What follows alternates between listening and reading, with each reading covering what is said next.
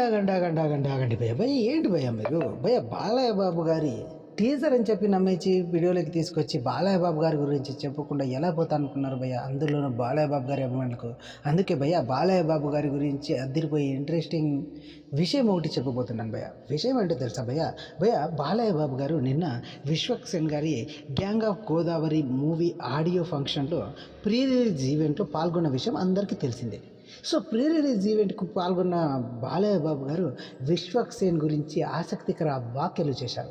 So అవి ఏంటో తెలుసా భయ్య? బాలయ్య బాబు గారిని నేను చూస్తుంటే నన్ను నేనే చూసుకున్నట్లు ఉంది అనేసి అయితే బాలయ్య బాబు గారు అనడం అయితే జరిగింది భయ్య. అంతేకాదు భయ్య, మమ్మల్ని ఇద్దరు చూస్తూ ఉంటే కవలలో అనిపిస్తాము అనేసి అయితే చెప్పడంతో విశ్వక్సేన్ అభిమానులు చాలా ఖుషీగా మారిపోయారు భయ్య. ఎందుకో తెలుసా?